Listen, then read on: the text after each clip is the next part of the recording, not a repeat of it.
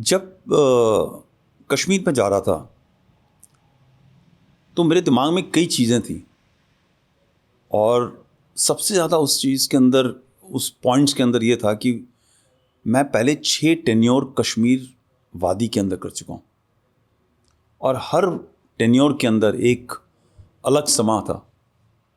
जब मैं वहाँ पे अर्ली 90 में गया तो वहाँ पे एक टेररिज्म का माहौल ये था कि बस आज़ादी अभी कल को मिल जाएगी।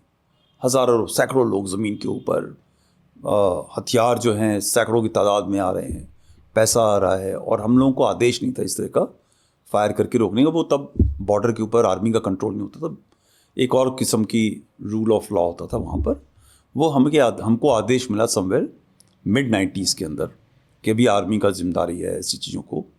अब एक गांव के बुज़ुर्ग, औरतें, बच्चे उठ करके सामान लेकर के पार जा रहे हैं, आर्मी उसके ऊपर कुछ नहीं कर सकती।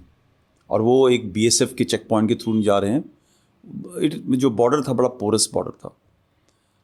फिर हमको ये आदेश मिला कैसे रोकना है, क्या करना है। वो हमने ये कार्रवाई शुरू करी और तब एक फायर फाइट्स, लोगों का विस्थापित होना, माइग्रेंट होना, मूवमेंट होना। फिर हमने कश्मीर पंडितों को वहाँ से भगाते देखा गया, उनकी अलग एक कहानियाँ चल रही थी। उसके अंदर कश्मीरी पंडित ही नहीं थे, मुसलमान भी बहुत थे। जो भी अगर एक सेंसिबल आदमी था या परिवार था, उसके साथ में एक बुरा सलूक ही हो रहा था। और वो एक पिक्चर मेरे दिमाग में रही हमेशा। मैंने एक बड़े गलत समय में इसको, कश्मीर को देखा। और धीरे धीरे कभी मैं 95 में आया जब एक ID का माहौल था। उस टाइम पे मैंने भय देखा लोगों के बीच। फॉरेन टेररिस्ट आ रखे थे। वो फॉरेन टेररिस्ट कहने के लिए तो कश्मीरियों के लिए आए थे, बट कश्मीरियों के अंदर उनके लिए कितना भय था वो देखा। तो एक हर स्टेज के अंदर मैंने हालत वहाँ पे बनते बिगड़ते बहुत बुरी हालत में देखा। और अब वो 370 एब्रोगेट हो गया था मेरे वहाँ से। वो पिछले टेन्योर में जैसे ही मैं निकला, थोड़े समय के बाद में एब्रोगेशन ऑफ 370 हो गया, रेवोकेशन ऑफ 370 आर्टिकल हो गया।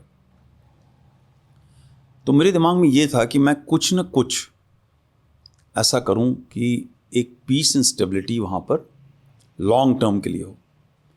और वो लॉन्ग टर्म की जो पीस एंड स्टेबिलिटी है, जो मेरा एक्सपीरियंस था, वो एक दिमाग के खेल से चल रहा था, जिसके अंदर दिमाग की लड़ाई पाकिस्तान जीतता ही जा रहा था।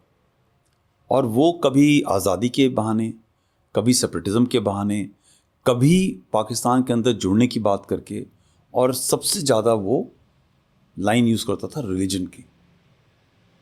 मगर 6 टेन्योर के अंदर मैंने बहुत ऐसे बच्चे देखे, यूथ देखा, फैमिली देखी, परिवार देखा। वो ये समझता था कि जो ये कहानी कर रहे हैं ये गलत कहानी है। And how would they propagate this story? क्या करते थे? आपने एक मेंशन करा था अभी रिसेंटली न्यूज़ के अंदर ओवरग्राउंड वर्कर्स का, कि वहाँ पे एक ऐसा टर्मोइल है ओवरग्राउंड वर्कर्स का जो इस कॉन्फ्लिक्ट को परपेट्रेट करते रहते हैं। सो हर देश में, हर सोसाइटी के अंदर कुछ लोग ऐसे होते हैं जो उस चीज़ का फ़ायदा उठाते हैं ताकि आदमी के दिमाग का कंट्रोल किया जाए।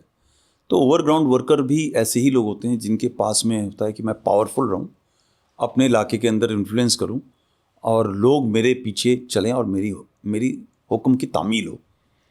ऐसे कई लोग होते हैं।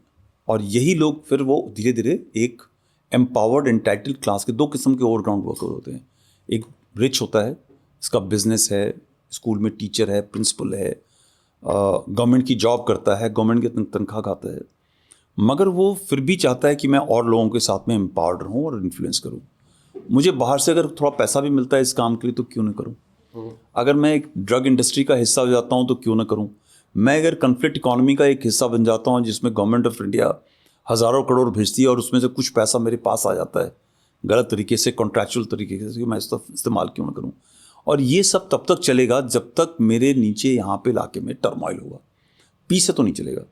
पीस में क्या है कि एक कॉमन आदमी, एक आम आदमी अपना हक मानेंगे, अपने रूल ऑफ लॉ पे चलेगा, जुडिशरी सिस्टम चलेगा, पुलिस का सिस्टम चलेगा, ब्यूरोक्रेटिक सिस्टम चलेगा। तो मैं एक सिस्टम अबव द सिस्टम हूँ, मेरी वैल्यू ख़त्म हो जाएगी।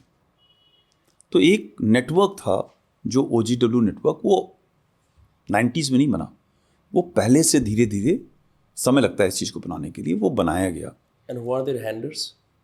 दे were majorly from across the line of control Pakistani से.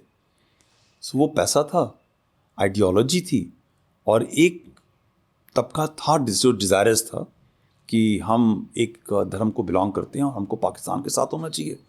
और एक तबका यूटोपियन तबका भी था कि कश्मीरीज बहुत ही यूनिक लोग हैं, पूरे देश से हटके हैं, और इसलिए हमारी एक यूनिक आइडेंटिटी होती है. तो पाकिस्तान ने सबसे अच्छा स्मार्टनेस ये किया है कि ये बड़ा आसान होता है ना कि आज़ादी एक बड़ी ल्योर की बात होती है. आज आप यहीं दिल्ली के अंदर एक किसी किनारे में बता दीजिए कि हम सब अलग हैं, वेस्टर्न दिल्ली अलग है, खाने पीने का तरीका अलग है, साउथ दिल्ली से ज़्यादा हट करके है, हमारा अपना झंडा होना चाहिए, हमारा अपना एक तरीका होना चाहिए. यू फाइंड रेजोनेंस कुछ लोगों के अंदर वो चीज़ करने के लिए. और ये मैसेजेस कैसे प्रोपेगेट होते थे? पोस्टर्स के थ्रू, पब्लिक गैदरिंग्स के अंदर, किस तरह से कोऑर्डिनेट किए जाते थे? सबसे अच्छा तरीका इनका ये होता था कि मस्जिदों के थ्रू होता था. बिकॉज हमारे देश के अंदर एक सेकुलरिज्म का सिस्टम चलता है जिसके अंदर आप दूसरे के धर्म में हस्तक्षेप नहीं कर सकते, और आप मस्जिद के अंदर, चर्च के अंदर, मंदिर के अंदर गुरुद्वारे में क्या बोल रहे हैं वो आपको बोलने की आज़ादी है, और दुनिया उसको इग्नोर करती है. और हमारा देश इतना बड़ा है, इतना मल्टीकल्चरल है, मल्टी एथनिक है, यहाँ पे छोटी मोटी बातें ऐसे चलती रहती हैं. तो वो उस चीज़ का बड़ा फ़ायदा उठाया गया.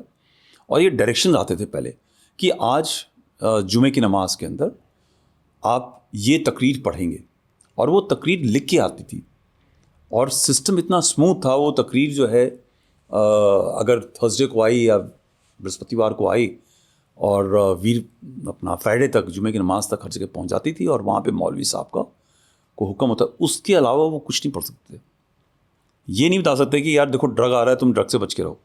ये नहीं बता सकते थे कि तुम अल्लाह के रास्ते पे सही तरीके चलो. बट वो तकरीर होती थी, उस तकरीर को पढ़ा जाता था. एंड वो जो तकरीर थी वो काफ़ी वेनमस, बहुत वो विश वाली होती थी, और आपके दिल को हिलाने वाली होती थी.